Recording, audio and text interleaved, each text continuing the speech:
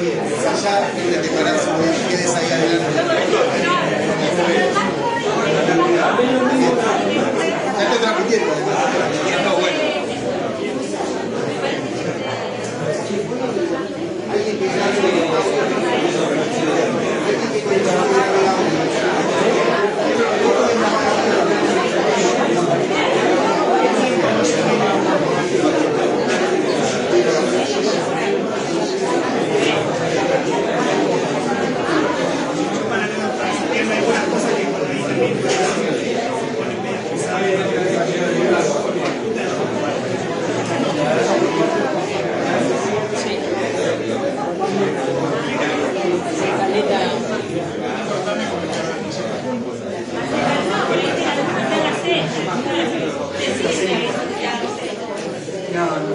Bueno, gente, buenas tardes, ¿cómo están?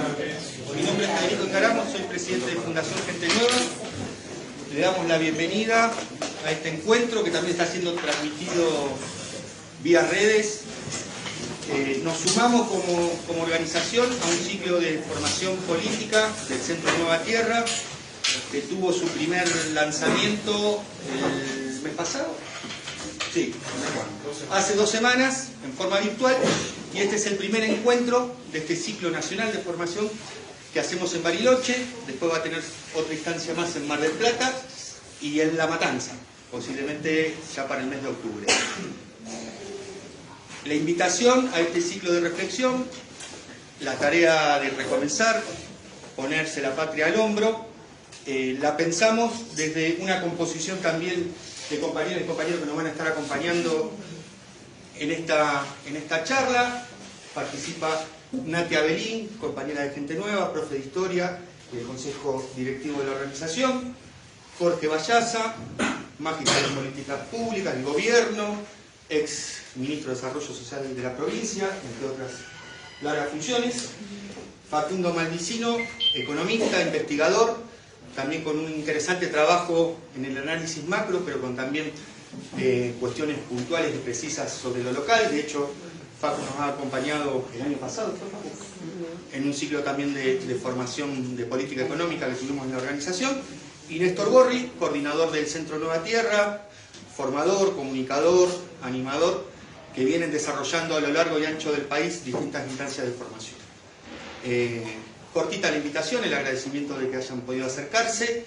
Este título que tenemos para este ciclo de formación, la tarea de recomenzar, nos hace acordar también una frase que tenía el negro Kurulev, que era ante momentos así como estábamos, como la que decía Graciela, ¿qué problema hay? ¿Qué problema hay? ¿Hay que empezar de nuevo? Hay que empezar de nuevo. ¿Qué problema hay? Que uno escuchando la frase del negro Kurulev era como un poco como las letras de los Beatles, ¿no? Si la escuchaba para adelante podía escuchar una cosa y si daba vuelta la cinta se escuchaba otra, ¿no? Y en esto me decía, ¿qué problema hay? Empezamos de nuevo, además de una cuestión de afirmación y de esperanza, también digo que tiene que ver con el momento, ¿no? Un poco de poder clarificar, o sea, sabemos que es un momento complejo, como muchos momentos y como casi nuestra historia como país de la complejidad. Entonces el tema no está en la complejidad que estamos atravesando como sociedad. Somos una sociedad compleja, somos momentos políticos complejos. Lo interesante es que podamos conversar y reflexionar sobre cuál es esa especificidad de la complejidad, cuál es el problema, ¿no? El negro en esto, ¿qué problema hay? Empezamos de nuevo, bueno, empezamos, pero podamos charlar de estos problemas, o de este problema, o de esta etapa. Entonces la invitación a poder tener ahí como una cuestión coral y colectiva, de conversaciones, no hacerlo tanto expositivo, sí vamos a ir teniendo presentaciones y aportes, pero después poder también tener una apertura al diálogo y a la participación de todas y de todos ustedes. Para introducir ahí más puntualmente ya el ciclo, le pedimos a Néstor ahí que también que se represente y que nos cuente un poco más ahí en detalle de qué va este momento de conversación. Así que gracias. Gracias, Fede. Les pido disculpas que les voy a dar la espalda, pero es para estar de frente a las pantallas, que es como la clave política del momento, no estar de frente a las pantallas. Así que, perdón, que les doy la espalda por un momento nomás. Bueno, buenas tardes. Gracias por estar, gracias compañero, compañera por estar acá, gracias Federico y gracias a Gente Nueva por prestarse a hacer el espacio y recibirnos y dar oportunidad de encuentro. Muchos conocen a Nueva Tierra, otros tienen el gusto o el displacer de conocerme a mí. Tengo un camino en Bariloche con gente nueva, por suerte largo y creo que fecundo. Yo solamente, antes de pasar la palabra al panel, decir dos o tres cosas más de concepto, o de cómo pensamos nosotros este ciclo. Los que conocen un poco la historia del Centro Nueva Tierra y los que me conocen un poco a mí saben que hacemos el intento de hacer esa tarea a su modo imposible de generar espacios de formación política hace mucho tiempo. Y nuestro país abunda en momentos difíciles, y en complejidades, y en crisis, y en desconciertos. Y muchos de nosotros cargamos sobre nuestros hombros y sobre nuestra historia haber atravesado muchas de esas crisis, muchos de esos momentos, y haber sido capaces de ponernos la patria y el tiempo de la patria y nuestra gente y nuestros problemas al hombro y salir adelante. Todos tenemos cierto training, cierta maestría en eso, ¿no? Y aún así ustedes me dirán qué sienten, habiendo pasado muchos de nosotros, digamos, por momentos de mucha exigencia, de mucha crisis, de mucha aridez. Compite bien con los demás momentos en cuanto al grado de incertidumbre, de sazón, y no sé si ustedes comparten esa sensación como de peligro que hay, ¿no? Ahí vieron que está Walter Benjamin y su filosofía de la historia, dice poder ver el momento, ver lo que pasa, ver la historia tal cual como relumbra en un momento de peligro, ¿no? Como criterio epistemológico, como criterio de comprensión. Entonces, compartiendo esa sensación que nos interpela, poder compartir, nosotros lo que pensamos es cómo hacemos algo que pensamos siempre, pero que hoy vemos más necesario que nunca, porque los que participamos en espacios políticos quizás vemos como pocas veces hemos visto, y eso que también hemos tenido tiempos difíciles en eso, un momento de mucha saturación y de mucha inercia de nuestras conversaciones políticas. La gran dificultad de tener conversaciones políticas de calidad. Todos lo sentimos, y en cualquiera de las escalas, ¿no? Como que se hubiera llegado, como si todas las conversaciones políticas se hubieran transformado de alguna manera en esa figura del infierno que son los grupos de WhatsApp, ¿no? Conversaciones que han perdido su fondo, ¿no? Y sin mala intención, con la mejor intención de todos. No hace falta que haya mala intención para que la conversación se frustre, ¿no? Resbala, como que no encuentra su fin, no encuentra su punto de estructura, de tensión. Y decir algo muy singular que pasa. Hace unas semanas, cuando evaluábamos haciendo los flyers, decimos, la pucha, justo nos va a tocar hacer la charla y justo nos toca cuando son los cierres de campaña. Eso era hasta ayer a la mañana. Hasta ayer a la mañana. Y de ayer a la mañana a hoy, tuvimos la preocupación esa una semana, ¿no, Federico? Y de ayer para hoy se levantaron todos los cierres de campaña. Todos, no uno, todos.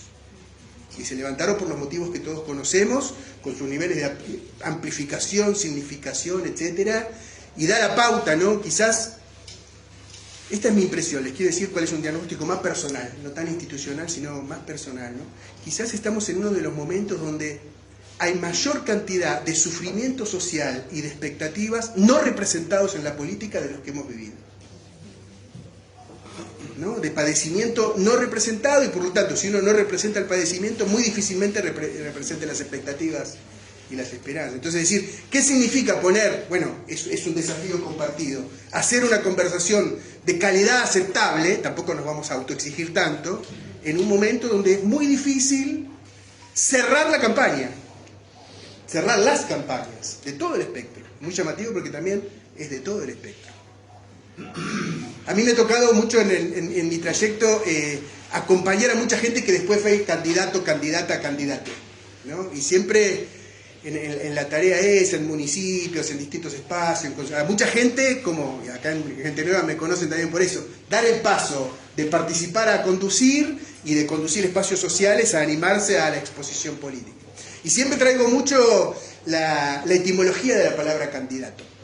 La palabra candidato tiene como etimología estar vestido, es de la familia de palabras de candelaria, de candela, de candente, que en su versión latina es vestirse de blanco, ¿no? Remite a la toga del senador romano que se tenía que ver de lejos, ¿no? Tenía que ser blanca para verse, para ver el pecho blanco. Tiene alguna acepción coloquial de poder poner el pecho, ¿no? De estar expuesto al conjunto, estar expuesto a la multitud. Y bueno, lo que quedó, si uno puede mirar lo de la dificultad, con todas las la hermenéutica que podríamos hacer del último episodio, sabemos que el último episodio, el que hizo el de ayer, ¿no? el asesinato de esta chiquita, el de hoy, funciona como una metáfora de que el dolor circulante no permite exponer el pecho, ¿no? Cierra, genera como un abismo y también como un silencio y también como un no final de las conversaciones políticas, ¿no? No poder cerrar la campaña. Y bueno, y ahí estamos, sin embargo, algo que creo que nuestro país tiene, nuestro pueblo tiene, nuestra sociedad tiene, es que conserva su capacidad de conversación política. Aún con los 5 millones de personas que parece que no han votado o se han retirado de las elecciones en las elecciones locales que han pasado en este momento. Eso es más o menos el número que se maneja, ¿no? Aún con eso, que es mucho, de todas maneras, si el que haya tenido oportunidad de viajar un poco, conocer otros lugares, nuestra sociedad conserva esa capacidad de conversación política a pesar de todo, malgré tout, dirían los franceses.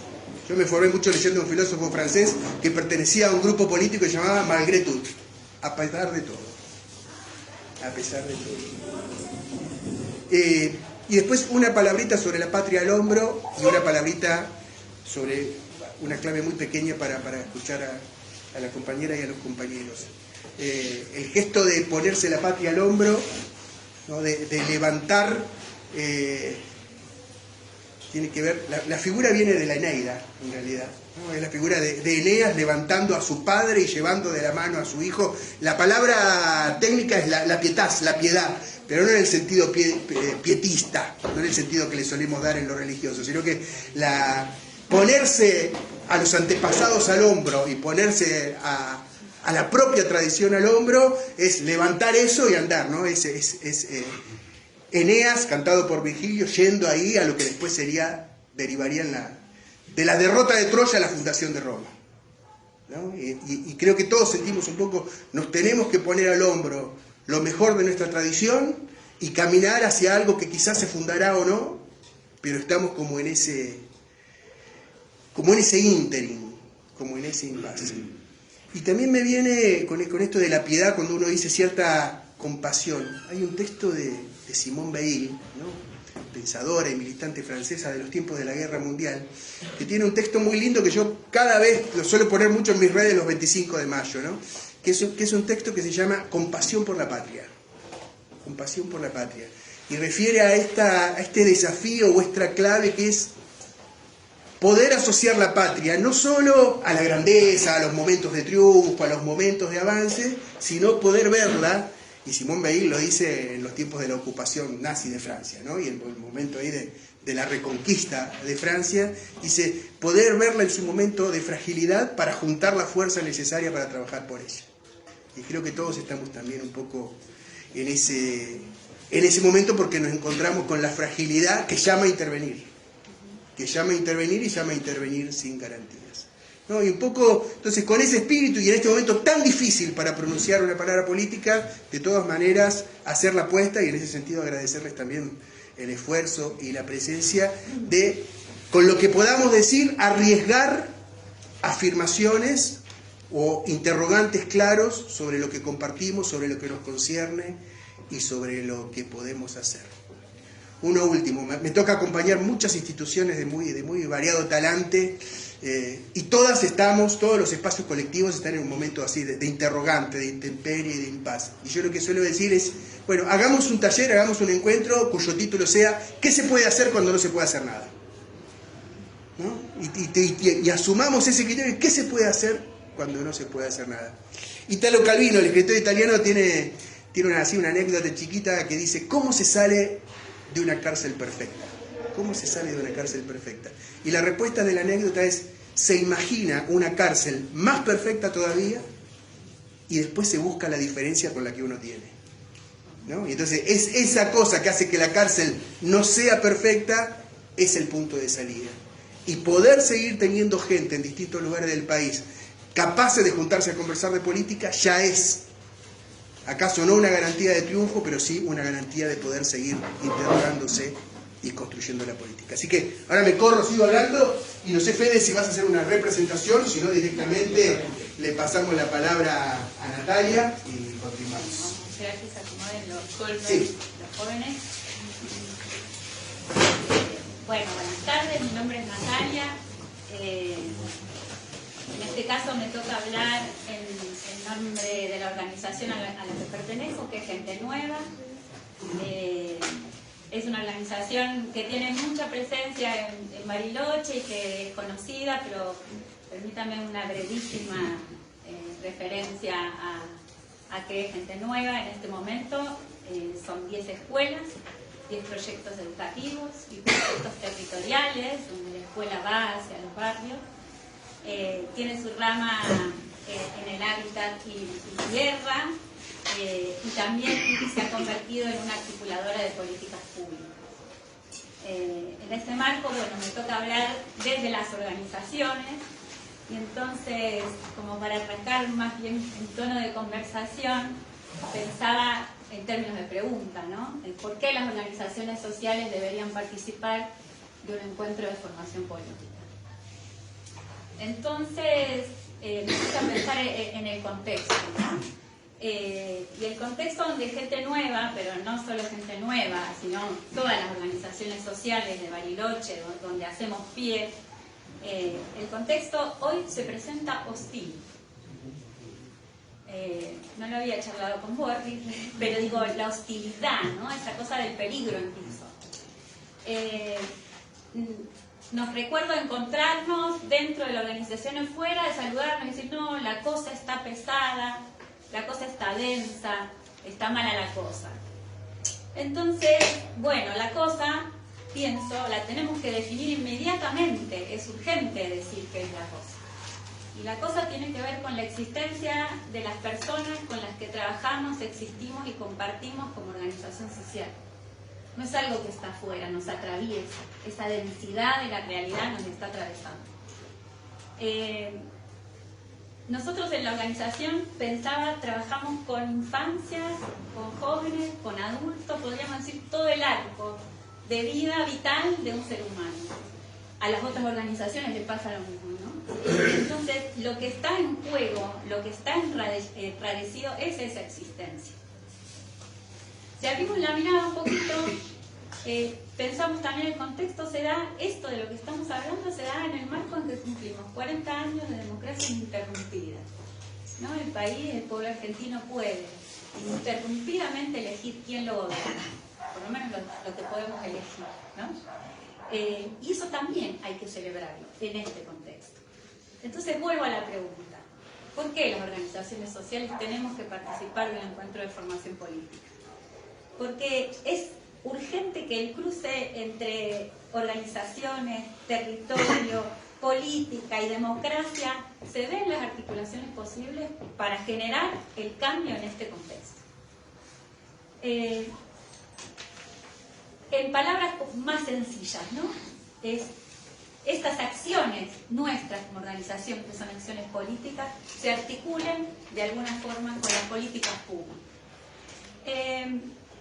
Entonces aquí hay parte de la respuesta, ¿no? De por qué deberíamos participar en la formación política. Porque no nos da lo mismo quién tiene el mango del gobierno en este caso. Aunque sabemos que hay sartenes con otro poder, ¿no? Pero no nos da lo mismo quién tiene ese mango. Porque con ellos vamos a tener que sentarnos a conversar. Es del gobierno que está a cargo del Estado municipal, del Estado provincial y del Estado nacional con quien nos vamos a tener que sentar a conversar. Y en esas conversaciones, y este es otro punto importante, de esas conversaciones van a salir las gestiones, ¿no? Esa posibilidad de articular acciones concretas, de profundizar, de cumplir derechos. No es que las gestiones no se hagan, porque eso también podemos dar cuenta en las organizaciones. Las organizaciones vinculadas a lo educativo, las organizaciones vinculadas al hábitat y a la tierra, las organizaciones vinculadas a lo laboral, a la formación profesional. Podemos dar cuenta de la gestión, pero también podemos dar cuenta de que no alcanza, ¿no? Con lo mejor que tengamos no nos alcanza. Entonces ahí es donde hay que hacer esa articulación política. Y entonces, ¿cuál sería nuestra parte en el asunto? ¿No? ¿Qué papel o cuál es nuestra responsabilidad como organización? Nosotros venimos estamos y armamos espacios colectivos, ¿no? Las organizaciones hacen de esos espacios donde se labura y se celebra y se convierten en referencias. Entonces, es imposible pensar esas referencias, esas organizaciones sin la coyuntura. Si no es que no se puede proyectar si no se piensa en la coyuntura, pero es absolutamente necesario para nosotros pensar la coyuntura si queremos hacer más sencillo lo programático. No podemos, sin meternos, sin hacer esas disputas en esa coyuntura, poder programar y proyectar hacia adelante. Entonces, en ese punto, no nos da lo mismo con quién nos tengamos que sentar a conversar, porque incluso está en juego también si nos van a dejar conversar al respecto.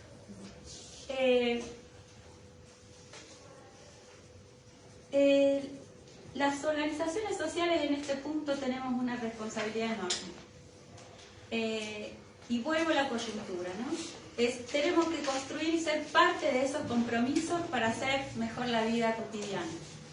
Es nuestra responsabilidad, y en esto es interesante cómo hacer fuerza, es nuestra responsabilidad poder romper con los discursos que están siendo funcionales, no ya a la línea de derecha, sino a las promesas de la derecha, que no solo está anunciando la represión, sino que vapulea todo lo público y todo lo popular. Incluso hay discursos que con intencionalidad o no, lo decía Néstor también, están vapuleando aquella posibilidad que tenemos nosotros de ir a elegir a quienes nos representan, de ejercer nuestro poder de voto. Vuelvo a decir, no son todo lo mismo, no es todo lo mismo. Y no es menor, aunque parezca una obviedad, sostener que sigue siendo una herramienta central para las mayorías ejercer el poder yendo a votar.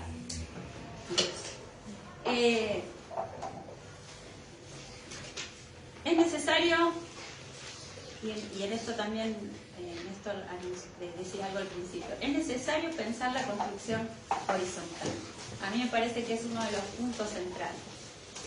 Es decir, esas conversaciones que se dan en el territorio, como organizaciones sociales, dentro del espacio de lo comunitario, es necesario pensar qué es eso comunitario. Hay una tensión ahí de lo comunitario es para otros o con otros. La conversación en esos términos habilita o no la acción de las organizaciones como verdaderos espacios revolucionarios y transformadores. Y vuelvo sobre el contexto diciendo que esos contextos nos habilitan discusión.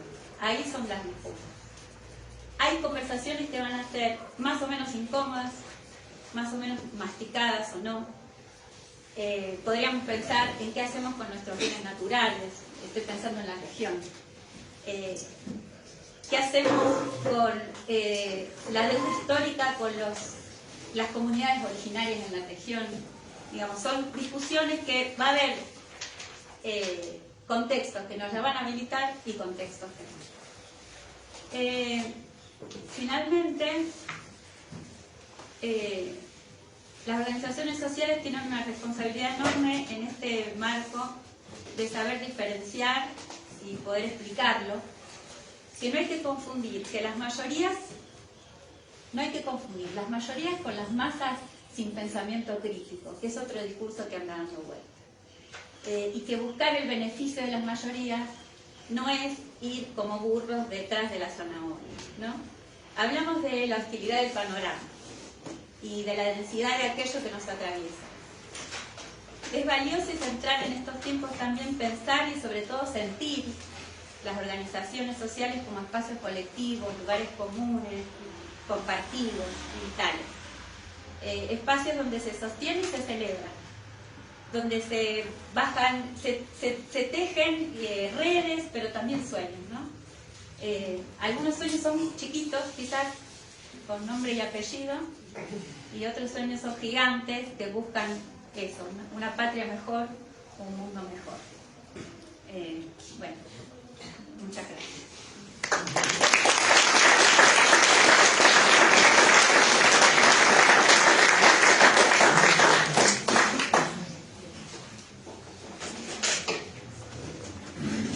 Bueno, mi nombre es Facundo, ya descargo antes de empezar la presentación.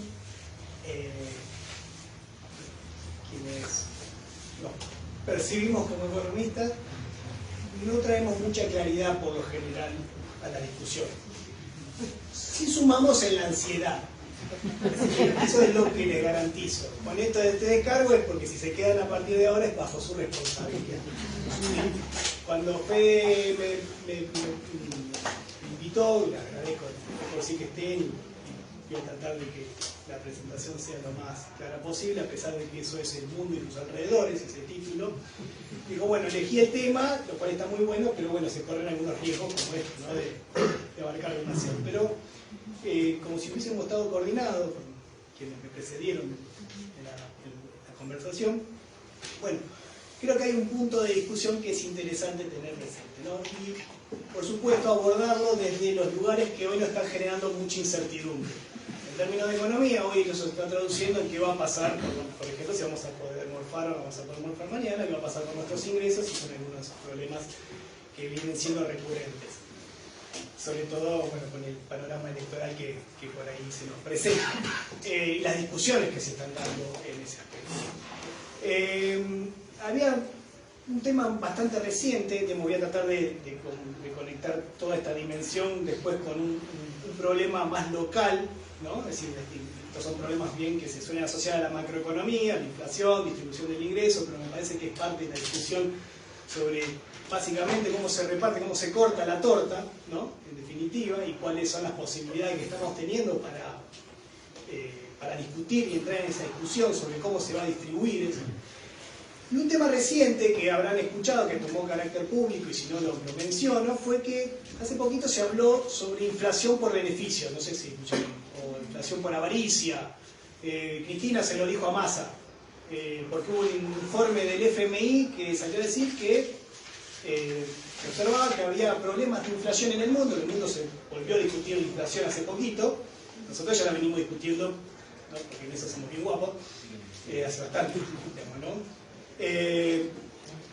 Y en ese aspecto me pareció interesante poder traerlo, digamos, ¿no? Hasta dónde el problema que estamos viviendo de la inflación, ¿no?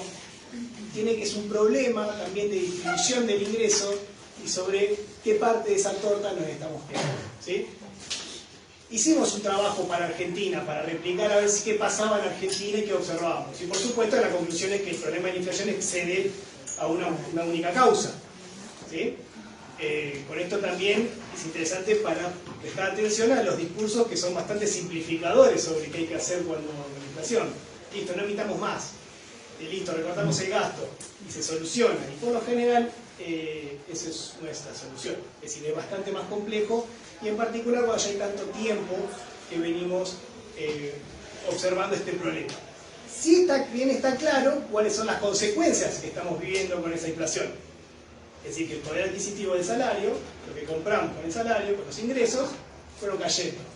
Y que pandemia de por medio, que es cierto, que complicó todo mucho más las cosas, trajo acompañada una salida que no fue tan favorable para, adivinen quién, trabajadores y trabajadoras y mayorías en ese sentido. Entonces, con esto les muestro algunos datos. Y ya que mencionamos lo de la salida de la pandemia y demás, después querría traer un problema, no quiero traer un problema, pero ya está, ya hay mucho. Es decir, querría conversar sobre un problema que se quiere de orden más local, pero que tiene que ver con esta coyuntura y con estos diálogos que tal vez hay que mantener a distintos órdenes de jurisdicciones. Que tiene que ver con los precios, que tiene que ver con Bariloche y que tiene que ver con la forma en la cual Bariloche se caracteriza en su forma de generar riqueza, si quieren, ¿no? Que tenemos que ver con el turismo, tenemos que ver con las políticas nacionales y un problema esencialmente hoy asociado a la vivienda, ¿sí? Que también está asociado a los precios y al ingreso. Así que, sintéticamente, una de las cuestiones que quería mencionar, que ya lo acabo de mencionar, es a nivel mundial se empezó a plantear esto de la inflación por beneficios, que después les muestro qué encontramos para Argentina puntualmente, haciendo la salvedad de que Argentina tiene problemas bastante serios con este tema. Y mostrar algunas cuestiones que tienen que ver con la distribución del ingreso y cómo eso afectó. El problema de la inflación en Argentina no empezó tampoco ni con la pandemia, ni con nada por el estilo, hay que tenerlo claro eso, y salimos de la convertibilidad con una inflación alta. Allá. Ya de 2 dígitos. ¿Sí? Y este fue todo el derrotero de los últimos años, desde 2003 hasta ahora. La cosa fue yendo cada vez peor. ¿Sí? Con esto, también, y haciendo esta aclaración, no podemos perder de vista qué pasó con la distribución en ingresos, porque esa inflación que afectó los ingresos de trabajadores y trabajadoras tiene una incidencia sobre cómo se distribuye todo el ingreso que se genera, ¿no? Si es excedente, cómo se distribuye. Y sí, para ir directo a lo que les mencionaba, podemos asociarlo a un periodo determinado saliendo de la pandemia que hubo una mejora en los beneficios. Es decir, cuando se salió de la crisis, los primeros que recuperaron su poder adquisitivo fueron empresarios, capitalistas, como quieran poner. A los trabajadores, como vamos a ver, le costó un poquito más. ¿Sí? Y esto también para señalar otro aspecto. Paciencia, por favor. ¿Sí? Las causas que pueden estar afectando. La parte del punto y coma. Esto es para confundir, fundamentalmente, pero sobre todo para también señalar que es bastante complejo el tema. ¿Sí? Que hay varias variables entrando en juego. Y señalar también que también hay un sector que tiene mayor capacidad para recuperarse cuando las cosas empeoran. Si suben los precios internacionales, por ejemplo, que puede afectar a los costos domésticos. Si suben los precios de exportación de los bienes argentinos, que muchos son alimentos, también afecta el salario. Si sube el tipo de cambio, también nos afecta. ¿Sí? Nos afecta en términos de trabajadores y trabajadoras. ¿Sí? Entonces, dicho esto, la opción que nos queda, ¿no? Como la tabla, si o cambia todo o no cambia nada, pero mientras tanto, la que nos queda es pelear, siempre con nuestro simbollismo de salario con la letra en inglés que usamos, la única que nos queda para mejorar nuestra condición es discutir salario, por ahora, discutir el ingreso de trabajadores y trabajadoras. Así que, por otro lado, tampoco le podemos estar echando la culpa a la inflación, a los salarios de la inflación. Estos son el poder adquisitivo de los salarios. Todos caen. ¿Sí? Es decir, el último mejor momento fue el 2015. A partir de ahí todo empeoró. ¿Sí? No sé si va a mejorar esa situación. ¿Sí? Ahí las dos curvas que se están viendo si las curvas se mantuvieran sobre este nivel, es que el poder adquisitivo se mantuvo, el salario, el poder de compra del salario se mantuvo.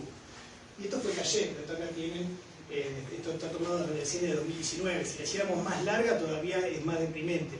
¿Sí? La idea fue traerlo un poco, ¿no? Digamos, porque en 2015, por ejemplo, estaba por acá arriba, ¿no? Esto fue empeorando sistemáticamente. Y esta es la verde, es la que mejor le va, que son trabajadores y trabajadoras registradas, trabajo protegido. ¿Sí? La informalidad, por ahí le fue un poquito peor todavía, ¿no? Tal vez se sabe. ¿Sí? Así que tampoco le podemos echar la culpa al salario de la inflación. ¿Sí? Pero sí lo que podemos ir entendiendo es que la inflación está pegando muy fuerte a los salarios. Y en ese aspecto pudimos calcular con los datos que teníamos, datos oficiales, los márgenes de beneficio. Y los márgenes de beneficio mejoraron. Entonces, después de una crisis fuerte, la salida fue más fácil para un sector de la sociedad que para otro, claramente. Así que podemos decir que puede haber un impulso inflacionario por márgenes, por beneficios. Sí, puede ser cíclico también, porque puede estar cayendo, no le vamos a echar la culpa de todo, porque los problemas inflacionarios vienen de antes, pero sí podemos tener presente que hubo un sector que, salida de la convertibilidad, recupera mucho más rápido sus ingresos, no son los trabajadores, ¿sí? Son los beneficios reales descontados de la inflación. ¿Sí? Y estos son los trabajadores que recuperan los niveles de 2019 recién a fines de 2022. Y eso en el agregado de la mano. ¿Sí? ¿Está bien? Por ahí estoy diciendo algo que ya percibí y no sabía. Percibí seguro, pero digo, bueno, le ponemos así, parece como más lindo. ¿Se entiende? Sí. Bien. Y lo que vemos acá en gris es el nivel de actividad económica. Así que a la salida del 2021 ya el nivel de actividad económica era similar a los niveles de 2019, pero la distribución del ingreso había cambiado. Es decir, más o menos con un mismo nivel de actividad económica, la distribución del ingreso había empeorado. ¿Sí?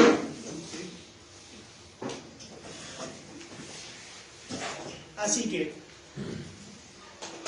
eso para señalar algunos aspectos que han tenido que ver, que han estado asociados con la inflación, que tienen que ver con la distribución del ingreso y que tienen que ver también con la historia reciente que tuvimos de la actividad económica y la crisis que estuvimos viviendo. Y ahora, para traerlo un poquito, hacer una bajada y un salto medio mortal y traerlo a los problemas más locales, ¿cómo percibimos también acá en Bariloche, por ejemplo, todo este periodo? ¿O cómo podemos discutir de distribución del ingreso o cómo quedan afectados trabajadores y trabajadoras residentes de la ciudad?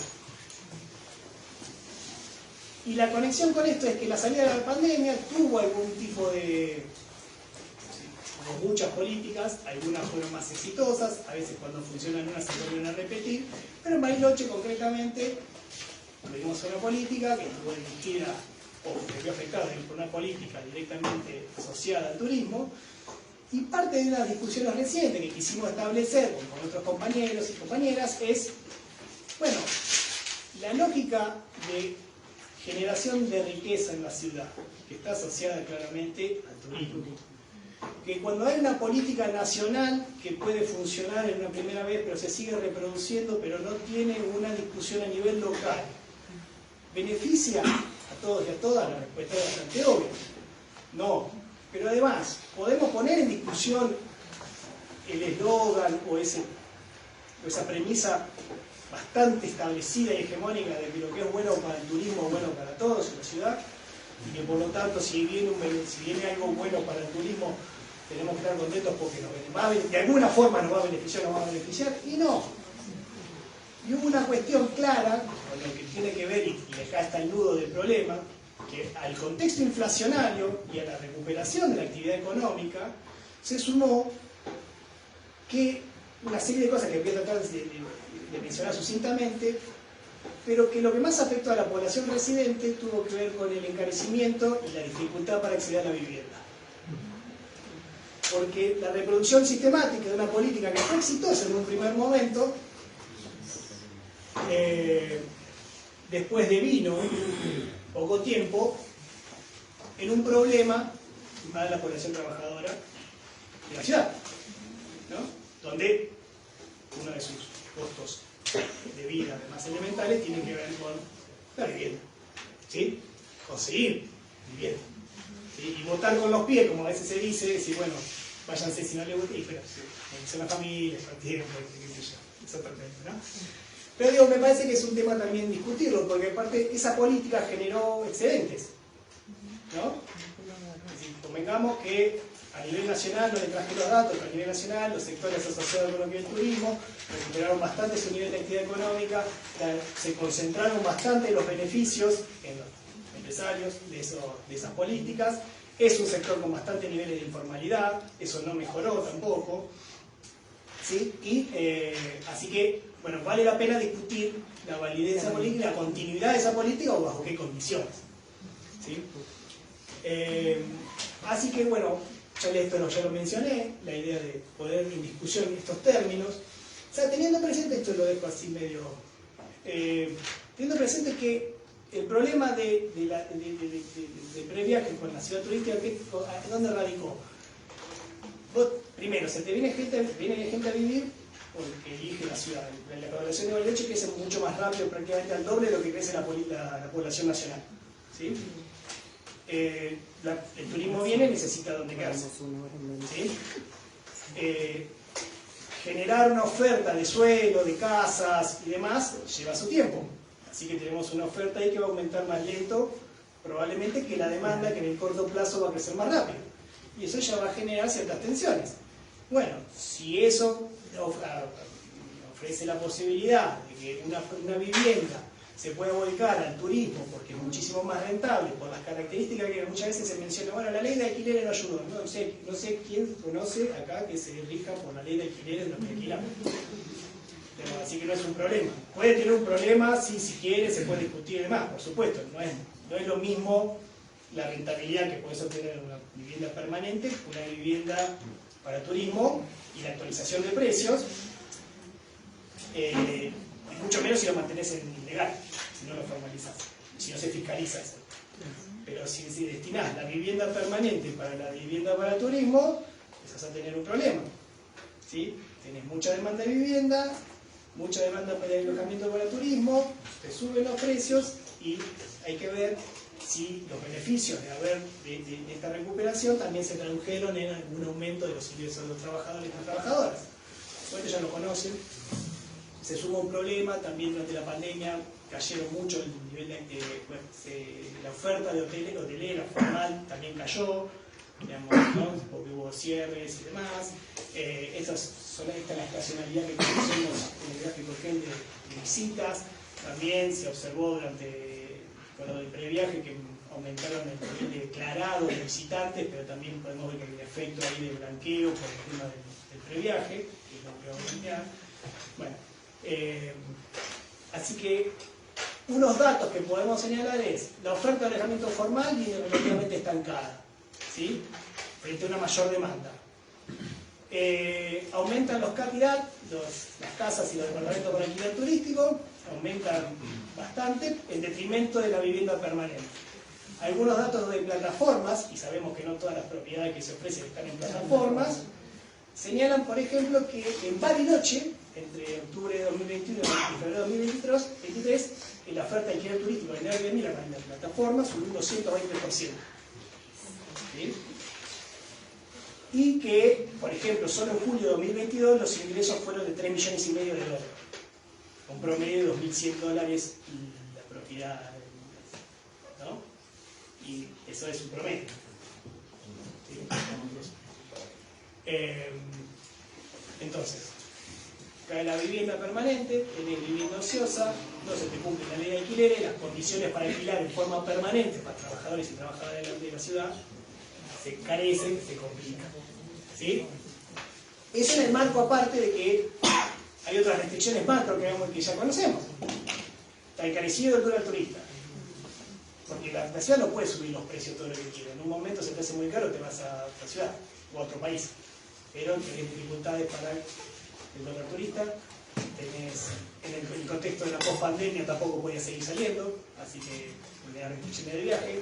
Así que hay una cierta protección generalizada, más allá de la política pública puntual del previaje, aparte hay un contexto que favorece esta dimensión. Que se suben los precios porque tiene mucha rentabilidad, pero esa rentabilidad queda concentrada, ¿no? Y fomentado por no sé, más paciencia. Si encima lo que vemos es que mejora el empleo en la ciudad, porque aumentó el empleo registrado, por lo menos que podemos ver, porque mejoró el nivel de actividad económica, comparémoslo también con qué pasó con el salario real, porque con esas dos cosas podemos ver cuánto se está más o menos apropiando los trabajadores. Podemos decir, bueno, por ahí hay más trabajo, mejoró el salario, y bueno, sí, está bien, estás teniendo un problema de cosas, pero estás haciendo una diferencia. Bueno, pero eso tampoco sucedió. El salario real siguió cayendo, el empleo mejoró, pero el salario real de la ciudad siguió cayendo. Estamos hablando de los datos que conocemos. ¿Sí? Esta es la parte deprimente, ¿sí? El empleo es el de azul, ¿sí? Que más o menos después tiene su recuperación. Empleo registrado. ¿Está bien? ¿Listo? Porque, ¿qué hacemos? Buscamos la llave donde hay luz. No, cayó. ¿No? Pero bueno, es el dato que tenemos. Y después el salario real es el rojo, de los registrados. Ya vimos en la presentación, en el video anterior, que el registrado le suele ir peor. Al no registrado le suele ir peor que al registrado, así que este podría llegar a ser un escenario máximo. Si juntamos a los dos, el área de servicios, que incluye hoteles, restaurantes y demás, lo que podemos decir servicios turísticos, y la totalidad de lo que fue la ciudad, que para Bariloche, esa es la masa salarial, sería, en términos reales. Significa que al estar por debajo de la línea de puntos ahí, tenemos poder adquisitivo. Más o menos lo que podemos estar diciendo es que los trabajadores y trabajadoras de la ciudad de Bariloche con recuperación mediante y demás, perdieron participación en el ingreso general. ¿Se entiende lo que quiero decir? Sí, de viaje, recuperación, alquileres en dólares, todo joya, pero los trabajadores y trabajadoras de la ciudad se vieron perjudicados. Entonces, esta recuperación del turismo, te juro que la última, no necesariamente no favoreció a la mayoría de la población. Con esto, más o menos ya para terminar y dejando para después las discusiones, lo que intenté hacer en toda esta presentación, y que no sea tan densa, fue vincular aspectos de la inflación. Acá tenemos problemas, con el problema de la inflación ya que conocemos y tenemos, se suma otro que está asociado al costo de vida directo, que es el de la vivienda, o la dificultad incluso de conseguir bajo cualquier condición. Bien. Distribución del ingreso, que me parece que es, si vamos a tener que sentarnos a discutir, bueno, discutamos a ver qué lugar nos va a quedar, o cuál es el lugar que consideramos nos corresponde. Y bueno, y eso de cara a lo que nos queda por delante. Esto, por supuesto, es lo que pasó hasta ahora, más o menos. Y acá en adelante, ¿sí? Bueno.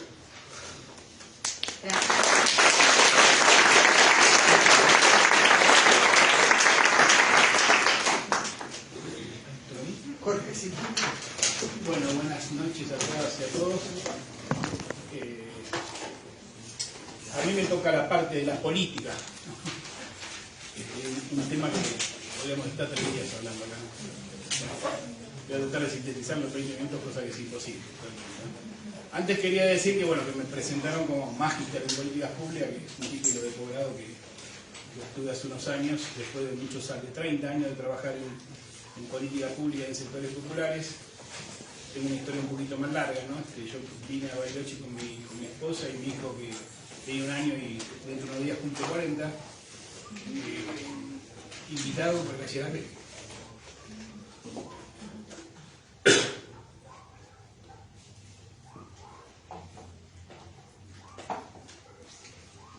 Y bueno, en aquellas épocas nuestro sueño, nuestra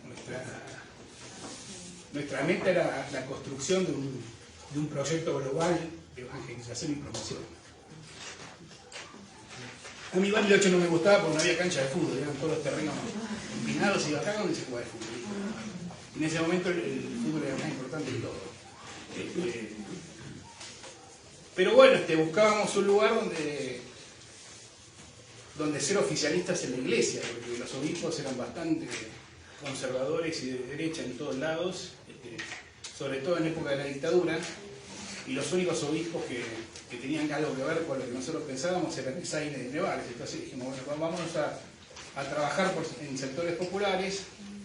Nuestra formación era de base, yo soy profesor de enseñanza primaria, maestro, después me recibí de licenciado en psicopedagogía, muy jovencito, y queríamos trabajar con mi mujer, con él, y que tenía una formación parecida pero en nivel inicial en sectores populares. Entonces elegimos venir a Bariloche por casualidades de la vida que no te momento contar. Y bueno, a partir de ahí comencé la militancia política en el peronismo. Yo soy peronista desde antes de nacer. Antes que naciera ya era peronista. Primero me afilié a la democracia cristiana en humanismo y liberación, porque Augusto Comte MacDonald era el candidato que tenía que ganar la interna de la democracia cristiana, entonces había que ganarle al sector conservador de la democracia cristiana en Buenos Aires, y Augusto Comte MacDonald era el único que impulsaba en el Congreso la cuestión de la revisión sobre los crímenes de la dictadura, ¿no? Bueno, así que ayudé a que ganara la democracia cristiana y fuera diputado en ese momento la línea que se llamaba humanismo y liberación, ¿no? Y después en Bariloche, hace casi 40 años, me afilié al peronismo, y hace unos meses me afilié a Colina por una cuestión de armado local. Así que, si bien soy peronista antes de nacer, mis afiliaciones fueron variando según el momento, ¿no?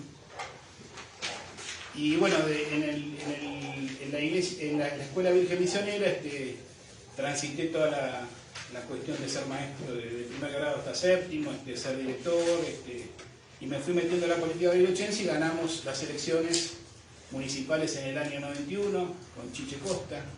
En ese momento votaban alrededor de 40.000 personas y la ganamos por 230 votos, cosa que fue muy yo pensé que en ese momento que era por ahí fue un milagro de la Virgen de la Nieve, porque me va cambiando la Virgen de la Nieve para que ganara la Chiche Costa, porque era imposible ganarle los radicales, ¿no?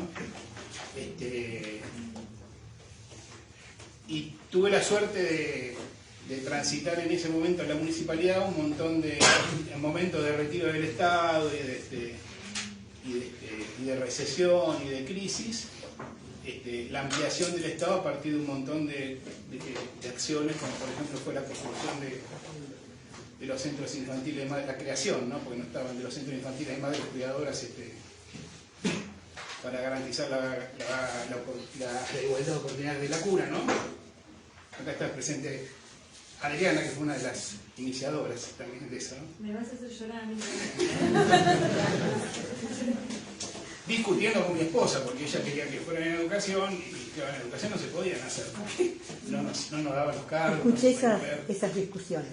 Sí. Yo decía que había que hacer 20 centros en un año y él estaba por hacer uno bien en 10 años. Bueno, eran diferentes. Todavía seguimos discutiendo. Y bueno, en ese momento, para empezar a relacionar con la temática de ahora, que nos toca en este curso, la política era totalmente distinta, ¿no? A las elecciones era un mundo binario, ¿no? Ahora es todo no binario, digamos.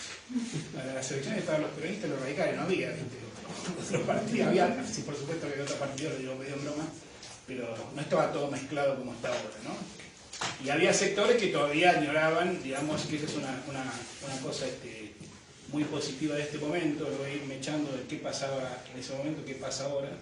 Había sectores que añoraban todavía la dictadura, ¿no? Porque cuando fue, muchos de ustedes por ahí no estaban, o eran muy chiquitos o no estaban vivos cuando fue el golpe del 76, pero cuando fue el golpe del 76 fue un día normal, no fue un día de crisis o de movilización o de toda la gente espantada. Hubo una gran parte de la sociedad que dijo, bueno, es un día más, y el Clarín tituló ese día, tenemos total normalidad en el país y hay un nuevo gobierno, ¿no?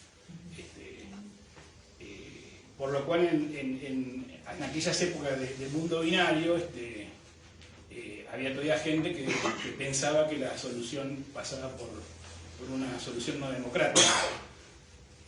Por suerte, porque hemos avanzado como sociedad, ahora eso es como que ya después de 40 años de democracia que se cumplen este año, como que ya eso la gente en su gran mayoría lo rechaza, ¿no? Nadie piensa que la solución pasa porque venga un gobierno militar, y no es lo mismo, ¿no? No es lo mismo, no es para nada igual una dictadura que una democracia, por más democracia renga y débil que sea, no es absolutamente lo mismo, porque a veces pasa que hay razonamientos que llevan a decir, bueno, entonces es una dictadura, ¿no? No es una dictadura, no tiene nada que ver.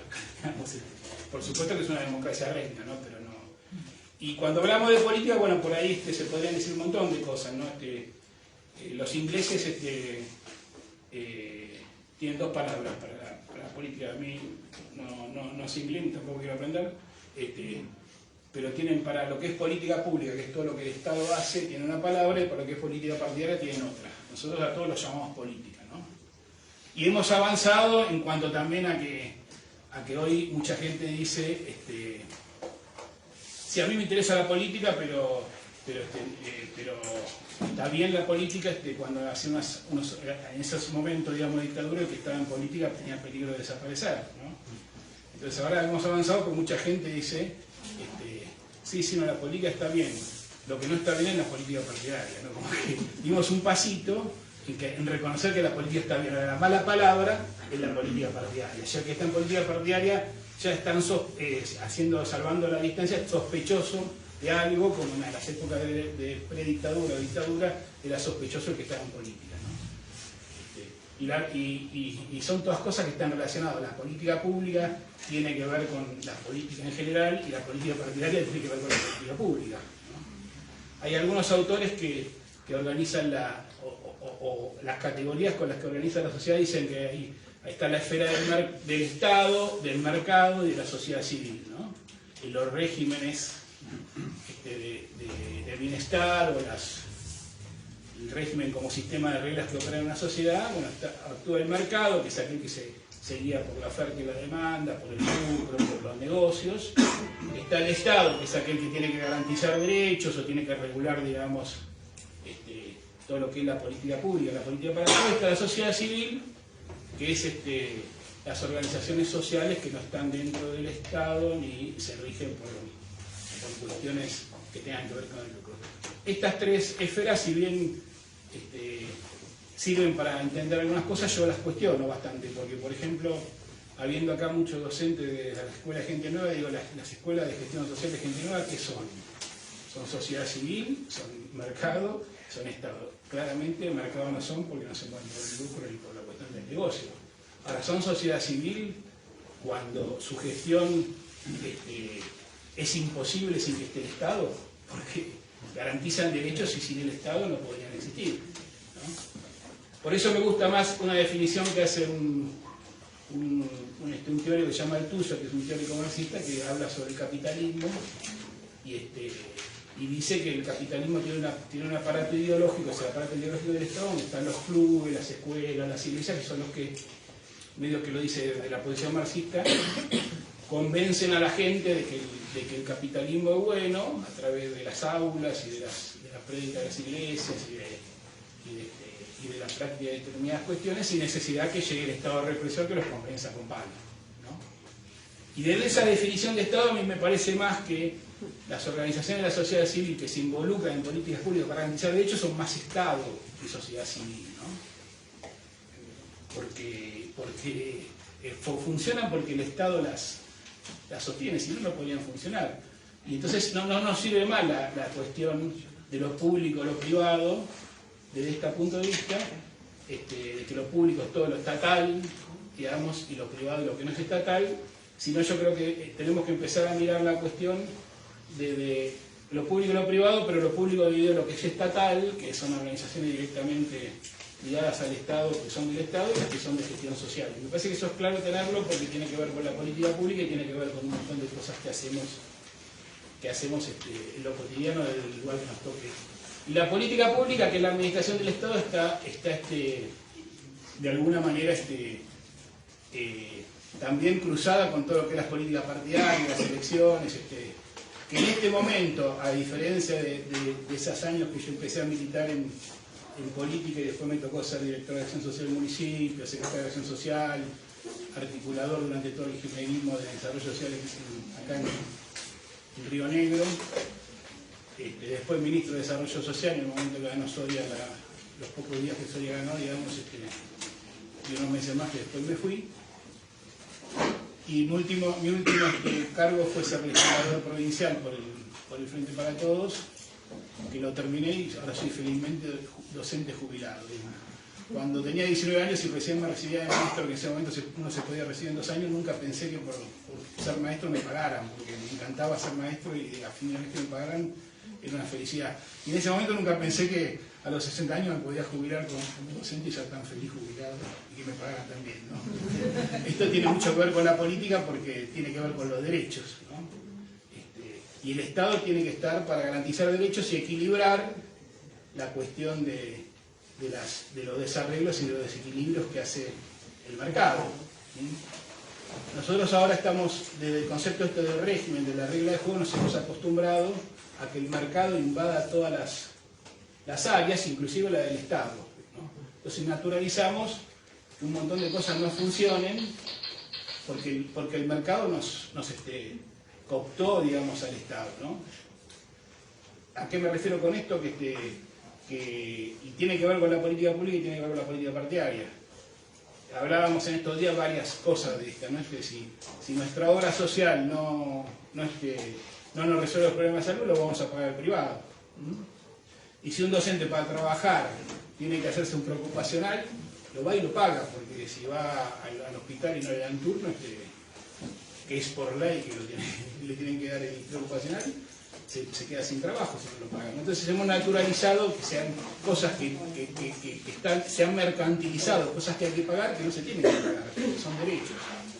O peor todavía, están reguladas por leyes está bueno que haya leyes, sí, por supuesto, porque lo que haya una ley no es lo mismo que lo haya, parece que un derecho, que algo sea exigible.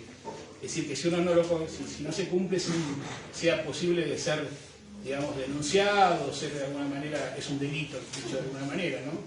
No son los delitos que uno va a la cárcel solamente van los jóvenes pobres en nuestro país, ¿no? Bueno, no solamente en nuestro país, ¿no? Pero hay un montón de... que una ley que exista es que algo sea exigible. Y nosotros tenemos un montón de leyes que no se cumplen y que naturalizamos que no se cumplan, ¿no? Entonces el régimen funciona de alguna manera con un montón de reglas y normas que hacen que se mantenga un equilibrio. Podemos decir algunas características del equilibrio que vivimos los rionegrinos de hace muchos años, ¿no?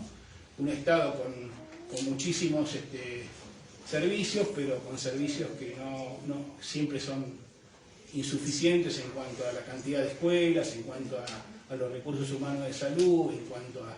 que generan a la vez que se mercantilice, digamos, cuestiones que tienen que ser derechos. Un dato solamente de educación. Cuando nosotros llegamos a Bariloche, debía haber 5 o 6 escuelas privadas.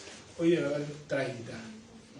¿No? Se dio un proceso de privatización de la educación que no fue por ninguna norma ni ninguna ley, fue simplemente por esta cuestión del abandono del Estado, un área que tiene que garantizar a nivel gratuito y a nivel público como es la educación.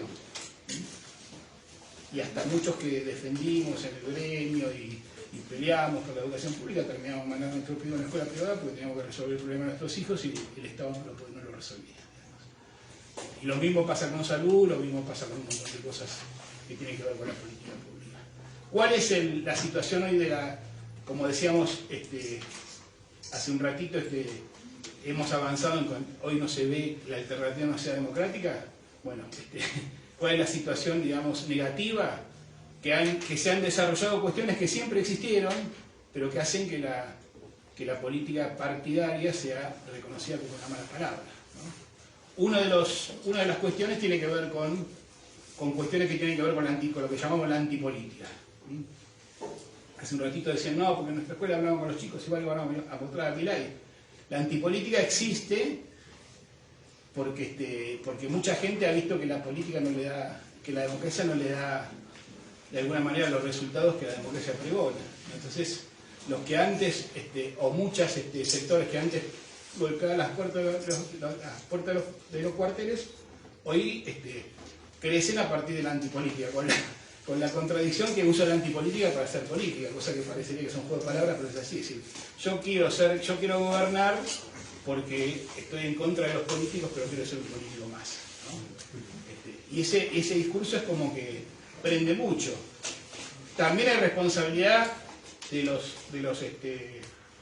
políticos, ¿no? Porque muchas veces el que es político no da el ejemplo. Yo la última etapa de mi vida política activa, que fui legislador, que fui por diferentes situaciones que no venían al caso, terminé siendo legislador, que nunca había querido ser, me di cuenta por qué todos querían ser legisladores, algunos compañeros, porque ganarse un montón de plata siendo legislador. Entonces, todos querían ser legisladores. Y si vos no tenés claro que no tenés que utilizar la política para enriquecerte, sino para estar al servicio de los demás, como lo hice desde que era muy jovencito, podés decir, bueno, entonces ya pasé a un nivel que después hay que bajarlo, ¿no? Un nivel económico hay que bajarlo. Y eso, a veces yo tengo una teoría media personal que digo que en este capitalismo que nos toca vivir, que bueno, hace muy poquito Cristina me dijo en un discurso, tenemos que reconocer que el mundo, el sistema de producción que eligió y el que empleó y el que se impuso es el capitalismo. Galeano tiene un texto muy lindo sobre ese tema también, que dice cómo construimos, reconociendo que vivimos en una sociedad capitalista para construir desde otros paradigmas, ¿no? Lo dice en una poesía que a veces lo canta Rally Barrio Nuevo antes de la canción Somos Nosotros, ¿no? Así que una poesía dice cómo construir desde el capitalismo a partir de